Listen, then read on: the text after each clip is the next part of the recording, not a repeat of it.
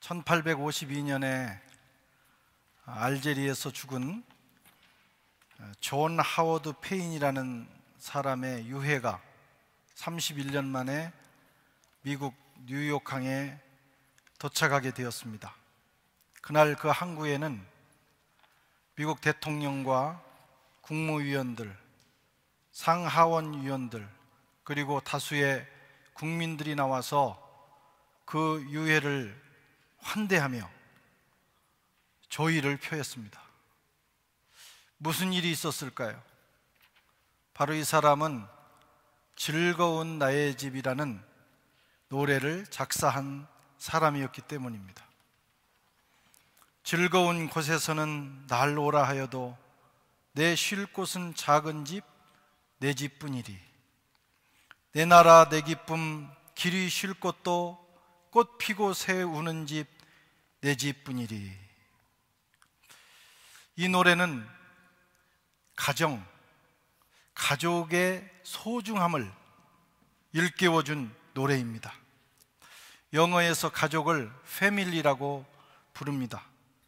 또 가족들로 구성된 가정을 홈이라고 하고 그들이 모여 사는 집을 하우스라고 부릅니다. 그 중에서 가장 중요한 것은 이 가족이라는, 가족을 의미하는 이 패밀리라는 단어입니다. 미국인들은 이 패밀리에 아주 중요한 핵심적 가치를 두고 있어요. 무엇보다도 우선합니다. 어떤 일보다도 가족을 지키고 가족을 회복하고 가족을 중심으로 하는 일에 힘을 쓰는 그런 나라입니다. 핵심 가치라고 볼 수 있어요. 이 가족을 영어로 이렇게 풀었을 때 그 사람들이 사용하는 풀이가 있습니다. 이 가족의 의미가 뭐냐? 어머니, 아버지, 나는 당신을 사랑합니다. Father, Mother, I love you.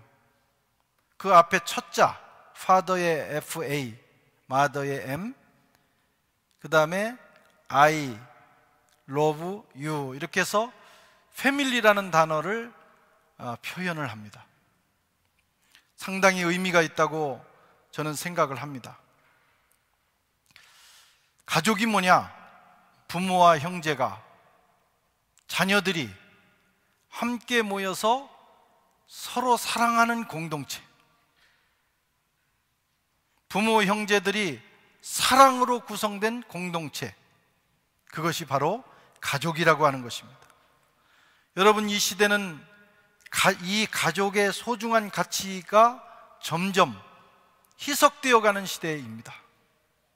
하우스는 있지만 홈이 없고, 홈은 있으나 사랑으로 하나 되는 가족, 진정한 의미에서의 패밀리가 사라져가는 그런 시대를 우리는 살고 있습니다. 세상에는 세 종류의 가족이 있어요. 첫째는 혈연을 중심으로 이루어진 패밀리입니다. 창세기 2장 22절에 여호와 하나님이 아담에게서 취하신 그 갈빗대로 여자를 만드시고 그를 아담에게로 이끌어 가시니, 하나님께서 이 가족을 최초로 만드셨어요. 가족은 하나님의 작품입니다. 그리고 이것은 세상을 만들어가는 기초 단위예요. 가족이 없이는, 여러분, 가정이 없이는 세상이, 역사가 이어지지도 않았고 이 세상이 구성될 수도 없는 것입니다. 가정은 남자와 여자가 사랑으로 만나서 이루어집니다. 남자와 여자가 사랑으로 만나서 이루어지는 것이 가족이에요. 오늘날은 남자와 여자가 아니라 사람과 사람이 만난다, 이렇게 법을 바꿨어요. 그건 세상이 바꾼 것입니다. 최초의 가족, 그리고 성경이 중요하게 여기는 가족의 개념은 하나님이 만드신 남자와 하나님이 만드신 여자가 사랑으로 만나서 가족을 이루는 것입니다. 세상이 아무리 변해도 우리는 이 가치를 지켜나가야 됩니다. 이 가정은 같은 피를 나눈 사람들끼리 모인 혈연 공동체입니다. 사람들은 그래서 이 가정을 매우 소중하게 여깁니다. 자기 피니까. 내 피잖아요. 피를 나눴잖아요. 그리고 누구나 이 가정을 지키기 위해서, 가정을 아름답게 세워나가기 위해서 많은 시간을 들이고 희생하고 헌신합니다. 이것은 본능이에요.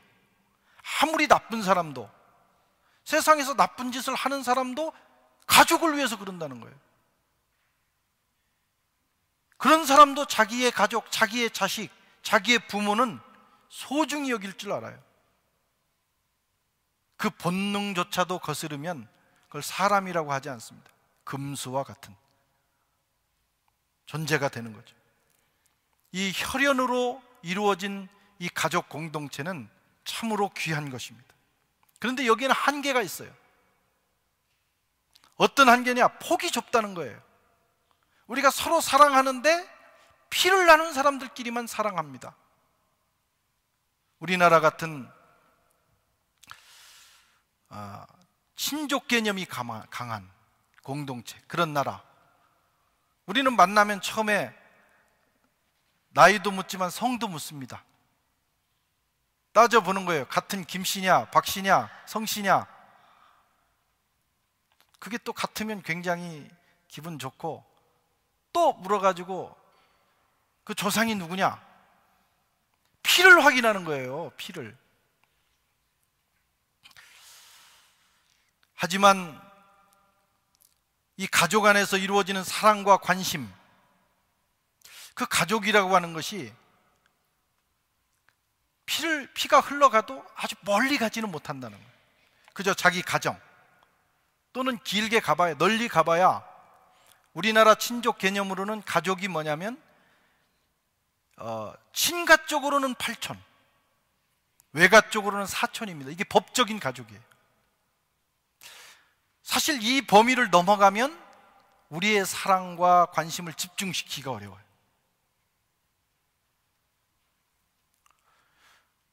또 4촌만 넘어가도, 4촌이 땅 사면 배가 아프다고 그러잖아요. 그러니까 4촌만 넘어가도 사랑하기가 쉽지 않습니다.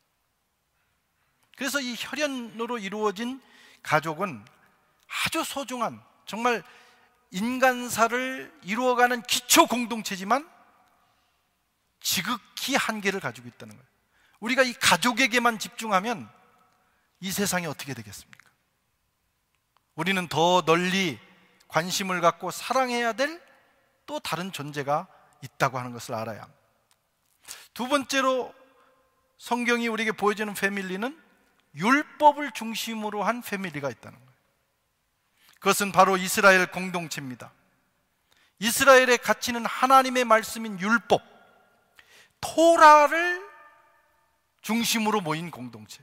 물론 아브라함의 피를 나눴죠. 그러나 아브라함의 피를 기초로 하지만 아브라함의 피를 나눈 이스마엘이나 다른 사람들도 있어요. 그러나 이스라엘은 아닙니다. 그들에게 더 중요한 것은 율법을 중심으로 세워진 공동체라는 것입니다. 이것은 친족 공동체를 넘어섭니다. 국가를 이룹니다. 우리 가정에서 머무는 것이 아니라 국가라고 하는 범위까지 우리의 사랑과 관심을 넓혀가는 거예요. 이 가족, 그 다음에 더 중요한 것은 이 국가라고 하는 공동체입니다. 하지만 이것도 여러분 한계가 있어요. 그것은 국가주의, 또 선민주의에 빠지면 문제가 있다는 거예요. 우리 국가는 좋은데 우리 국가를 제외한 모든 국가는 가상의 적입니다. 언제 전쟁이 일어날지 모르는 거죠. 요즘 그런 전쟁 아니더라도 경제 전쟁도 일어납니다. 그래서 국가주의에 빠지면, 국가를 위해서 우리가 애국하는 것도 중요하지만 국가주의에 잘못 빠지면 세상은 싸움판이 되는 거예요. 이스라엘은 하나님이 선택하신 백성입니다. 율법을 중심으로 이루어진 나라입니다. 그런데 선민주의에 빠졌어요. 그래서 자기들은 선민이고 나머지 국가의 사람들은 이방인이다, 그렇게 생각을 했습니다. 자기들은 하나님의 가족이지만 그 밖의 사람들은 외부인이다, 외인이다, 이렇게 불렀습니다. 여러분, 실제로 이스라엘은 하나님께서 그들의 왕이 되시고 하나님의 말씀인 율법에 그들은 순종하면서 하나님께 각별한 사랑을 받은 민족입니다. 하나님께서 그들을 특별 대우를 하셨어요. 그들에겐 율법이 있었고 하나님이 보내신 선지자가 그들에게서 나왔고 심지어는 하나님의 아들이 유대인의 혈통에서 나왔어요. 하나님은 이 일을 하시기 위해서 이스라엘 백성들을 택하시고 그들을 자기의 나라라고, 하나님의 백성이라고 일컬으시면서 특별한 대우를 해주셨어요. 세상에서 가장 특별한 민족입니다. 그리고 특별한 사랑을 받은 존재들이. 신명기 11장 12절에 보면 내 하나님 여호와께서 권고하시는 땅이라 세초부터 세말까지 내 하나님 여호와의 눈이 항상 내 위에 있느니라. 하나님의 시선이, 하나님의 관심이 세초부터 세말까지 이스라엘 땅 위에, 이스라엘 국가 위에 있었다고 말씀하고 있어요. 이 성경의 말씀입니다. 신명기 33장 29절에는 이스라엘이여 너는 행복자로다. 여호와의 구원을 너같이 얻은 백성이 누구뇨? 그는 너를 돕는 방패시요 너의 영광의 칼이시로다. 내 대적이 내게 복종하리니 내가 그들을 높은 곳을 밟으리로다. 이스라엘은 행복자래요. 왜? 하나님의 시선이 그들에게 있기 때문에, 하나님의 사랑을 특별하게 받는 민족이기 때문에 행복자예요. 그러나 여러분, 하나님이 원하시는 그 패밀리의 개념은 여기가 종착역이 아닙니다. 이것은 하나의 과정이에요. 하나님은 이스라엘 민족만을 사랑하시는 건 아닙니다. 하나님은 그거보다 더 아름답고 더 넓은, 더 깊은 사랑을 나누는 가족을 계획하신 것입니다. 그것이 바로 오늘 본문의 말씀이에요. 복음을 중심으로 이루어진 패밀리가 있다는 거예요. 예수님은 가족을 소중히 여기시는 분이었어요. 본인이 창세기에서 가족을 만드셨고 또 여인의 몸에서 태어났고 그에게는 아우들이 있고 누이들이 있어요. 주님은 우리가 가족을 사랑하는 것 이상으로 아마 그 어머니와 형제들을 사랑하셨을 거예요. 그런데 오늘 본문에 의아한 말씀을 하십니다. 예수님이 사역하시는 현장에 가족들이 방문했어요. 제자들이 그 사실을 알자 예수님께서 너무나 의외의 말씀을 하십니다. 33절에 35절 저와 여러분이 한번 읽어보겠습니다. 대답하시되 누가 내 모친이며 형 동생들이냐 하시고 둘러앉은 자들을 보시며 가라사대 내 모친과 내 동생들을 보라. 누구든지 하나님의 뜻대로 하는 자는 내 형제요 자매요 모친이니라. 사실 어머니나 예수님의 동생들은 이 말씀 들으면서 속상했을지도 몰라요. 우리 형님이, 우리 오라버니가 내 아들이 나를 이렇게 생각하는가. 주님은 그들에게 상처를 주기 위해서 그 말씀을 하신 것은 아닙니다. 사실은 이런 상황에서 이 말씀을 하신 것은 더 크고 궁극적인 가족을 소개하기를 원하신 거예요. 또 하나의 가족이 있다는 것입니다. 그것은 혈연 또는 국가를 넘어선 가족입니다. 복음으로 이루어진 가족. 하나님을 하늘 아버지로 모시고 그의 뜻에 순종함으로 이루어진 우주적 공동체. 오늘 그것을 소개하는 거예요. 혈연이 아니라는 거예요. 이건 어느 국가에 속한 것이 아니라 누구든지 하나님의 뜻에 순종하는 자, 복음을 받아들이는 자, 그들로 구성된 우주적 가족을 우리에게 소개하고 있어요. 그 주님이 지금 말씀하신 이 우주적 공동체가 현실로 드러난 모습이 뭐냐면 교회예요. 그래서 교회를 그리스도의 몸이라고 하고 하나님의 집이라고도 합니다. 교회는 영적 가족입니다.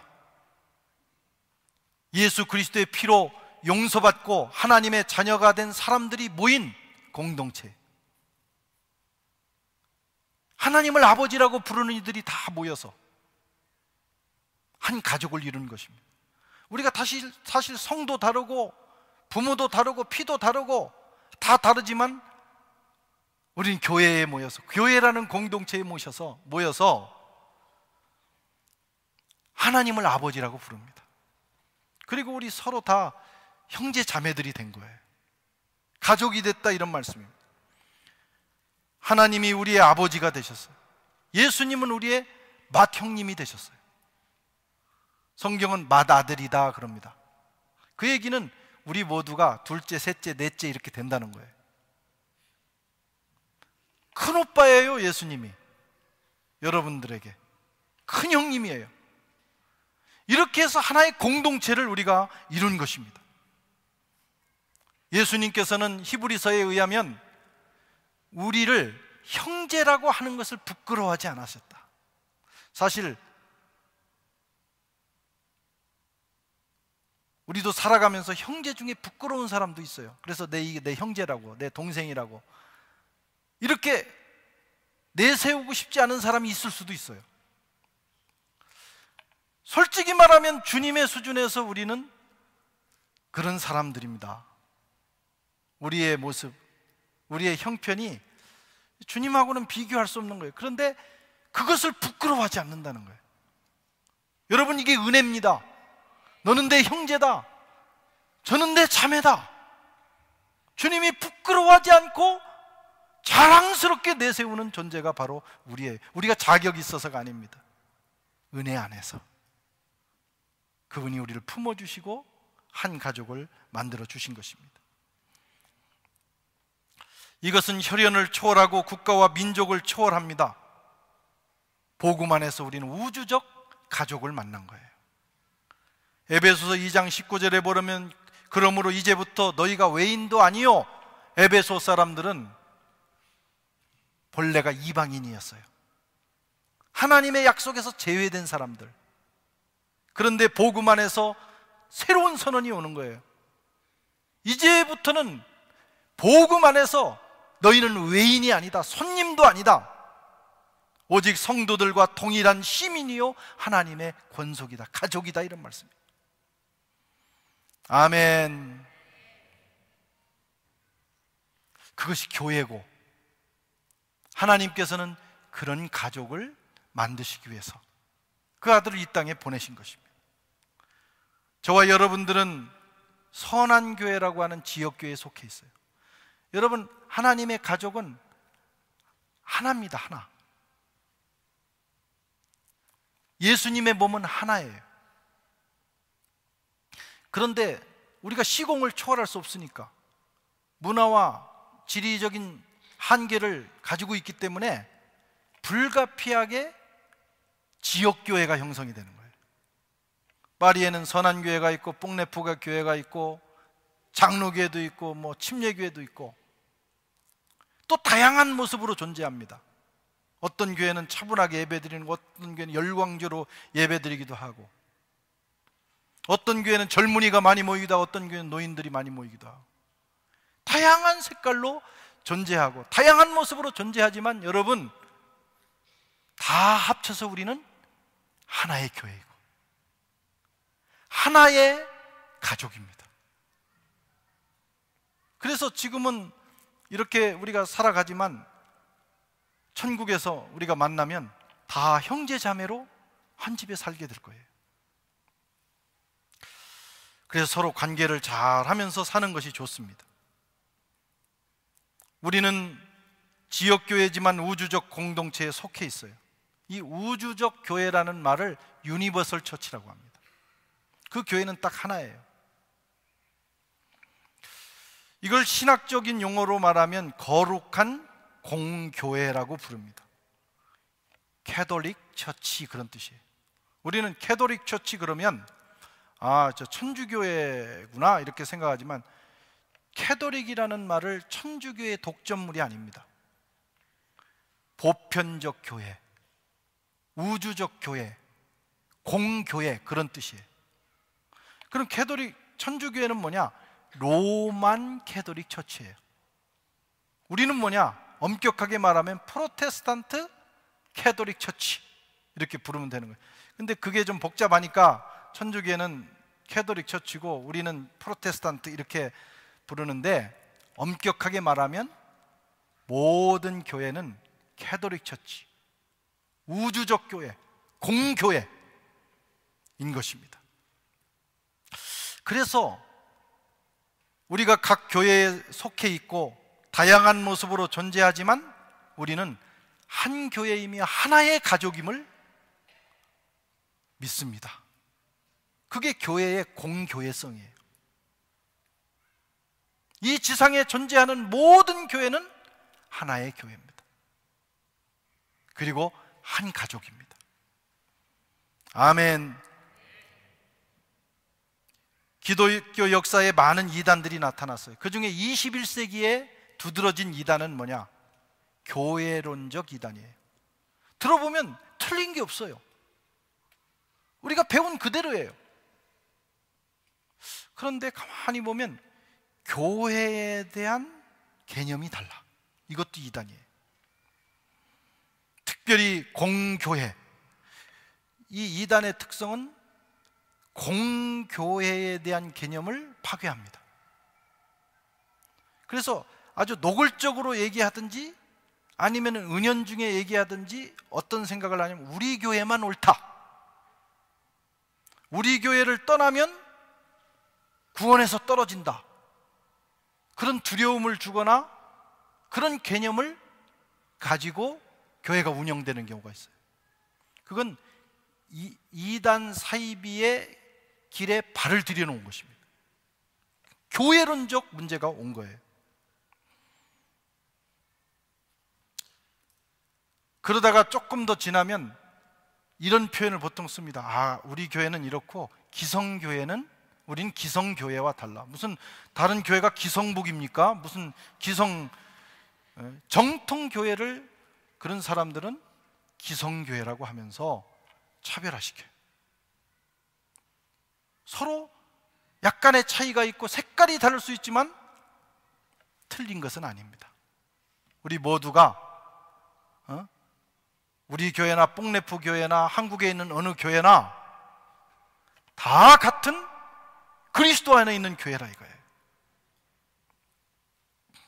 그것을 인정하는 것이 공교회성을 고백하는 거예요.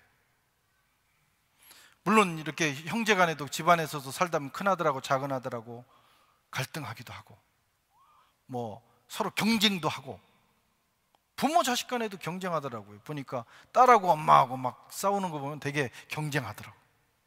다 그럴 수 있어요. 그러나 부인하지는 않습니다. 너는 우리 가족 아니야. 그렇지는 않아요. 우리가 살다 보면 교회 안에서도 또 교회 밖에서 다른 교회들과 선의의 경쟁도 하고 여러 가지 문제들이 있을 수 있지만, 너는 교회가 아니고 우리만 옳다 이렇게 말하지는 않아요. 우리 모두가 하나의 가족이라는 것을 고백해야 합니다. 아멘. 사도신경에 나오는 신앙 고백을 벗어나지 않는 한 모든 교회는 하나의 교회입니다. 우리 가족입니다. 서로 존중하고 사랑하고 협력해 나가야 될 하나님의 공동체예요.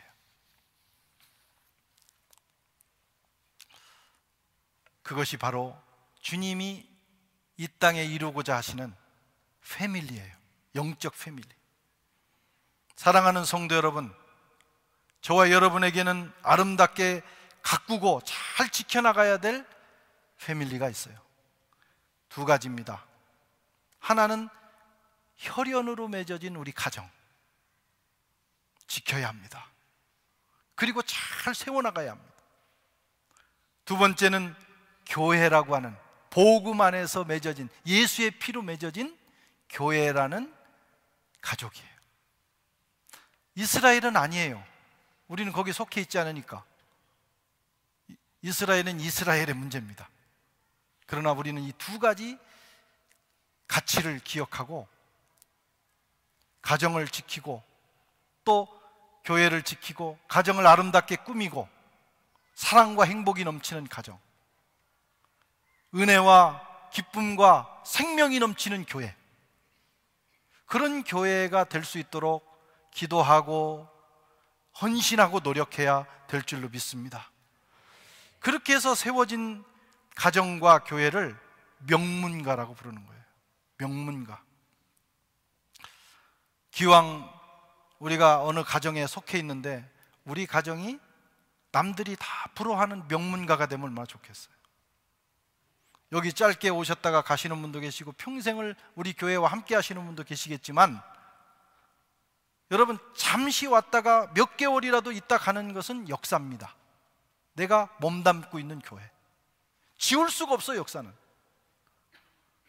그 교회가 남들이 다 부러워하는, 내가 파리에 있을 때 선한 교회를 다녔어요, 부끄럽지 않은 그런 교회가 될 수 있도록 우리가 기도하고 애쓰고 헌신하면 얼마나 좋겠어요. 미국의 자동차왕 헨리 포드가 대기업을 일으킨 후에 고향에 내려가서 조그만 집을 한 채 지었다고 합니다. 사람들이 깜짝 놀랐어요. 너무 작고 초라한 집이었어요. 걱정스럽게 물었습니다. 이건 회장님이 사시기에는 격에 맞지 않아요. 좀 더 크고 훌륭하게 지어야, 너무 초라하지 않습니까? 그때 그가 이렇게 대답했어요. 가정은 건물이 아닙니다. 비록 작고 초라하더라도 예수님이 계시고 그분의 사랑이 넘친다면 여기야말로 가장 위대한 집이지요. 지금도 디트로이트에 있는 헨리 포드의 기념관에는 이런 글이 있다고 합니다. 헨리는 꿈을 꾸는 사람이었고 그의 아내는 기도하는 사람이었다. 그들은 자동차 명문가도 만들었지만 사실은 그 자동차의 명문가가 나오는 그 배경에는 예수를 구주로 삼고 하나님의 말씀에 기초해서 만들어진 신앙의 명문가가 있었기 때문이에요. 신앙의 명문가. 중국에 송가이라는 사람이 있었어요. 이 사람이 미국으로 건너가서 공부를 하다가 예수를 믿었어요. 그래서 너무 은혜를 받고 신학을 했어요. 감리교 신학을 하고 목사가 되어버렸습니다. 그가 중국으로 돌아온 다음에 그는 사업을 해서 큰 돈을 벌고 그것으로 인쇄소를 차려서 성경을 인쇄해서 전국에 보급을 합니다. 그리고 그에게는 세 딸이 있었는데 예령, 경령, 미령. 이 목사님은 자기의 딸들을 철저하게 신앙교육을 시켰어요. 목사님 딸이 당연히 예수 잘 믿겠지. 여러분 그렇게 생각할지 모르지만 목사님 자식 중에도 깡패도 나오고 불신자도 나오고 무신론자도 나오고 유명한 분들 가운데 그런 경우가 많습니다. 나는 그래서 우리 아들 둘이 그런 문제로 속색이지 않고 주일날 교회만 나와주는 것만 해도 얼마나 감사한지 몰라요. 저것들이 어디 나가가지고 교회는 안 나오고 주일날 어디 가서 문제나 일으키고 깽판 치고 그러면 내가 어떻게 목회를 하겠어요. 그것만 해도 감사하다. 근데 그게 그냥 쉬운 일은 아니에요. 이 송가희 목사님이 자식들에 대해서 아주 신앙적 투자를 했어요. 철저하게 아주 좋은 신앙인으로 키운 다음에 성년이 되어서 그들은 시집을 갑니다. 큰딸인 예령은 공상이라고 하는 중국 최고의 부호를 만났어요. 둘째 딸 경령은 손문, 중국의 혁명의 아버지가 된 손문을 만납니다. 또 세 번째 딸 미령은 중국 공산당이 아니고 국민당 총재가 된 장개석을 만나요. 사실은 그들이 중국의 근대사를 이끌어갔습니다. 그 가정은 그냥 이름 없는 하나의 목사의 가정이었지만 그들이 철저하게 신앙으로 자란 다음에 이들과 결혼해서 남편들에게도 영향을 준 거죠. 특별히 송미령이 살았던 메이링궁 2층 거실에는 예수님의 초상화가 걸려 있고 그 아래는 성경책이 놓여 있다고 합니다. 원래 장개석은 예수를 안 믿는 사람이었어요. 근데 이 부인을 만난 다음에, 여자가 참 중요한 겁니다. 남자는요, 여자가 하는 대로 하는 거예요. 꼼짝없이 합니다. 그러니까 장가 잘 가시기를 바라고 또 훌륭한 여성이 되시기를 바랍니다. 한 가정과 역사의 손이 여러분 여성들에게 달려 있는 거예요. 아멘을 안 하는 이유가 뭘까? 굉장히 중요한 겁니다. 그래서 그 결혼을 할 때 장개석에게 기독교인이 되는 조건으로 결혼을 했다고 합니다. 그리고 그들은 예수를 믿게 되었고 늘 거실에서 성경을 읽고 기도하는 삶을 살았다고 합니다. 한 시대를 이끌어간 영웅들이 그냥 탄생하는 게 아닙니다. 중국의 명문가예요. 사실은 신앙의 명문가입니다. 우리들은 누구든지 어떤 가정에 속해 있어요. 그리고 여러분들을 통해서 새로운 가족이 형성될 겁니다. 어떤 가정을 이루기를 원합니까? 지금 이 가족을 우리가 정말 예수 잘 믿고 기도하여 명문가로 만든다면 얼마나 좋겠어. 앞으로 내가 만나는 새롭게 이루는 그 가족을 명문가족으로 만들면 얼마나 좋겠어.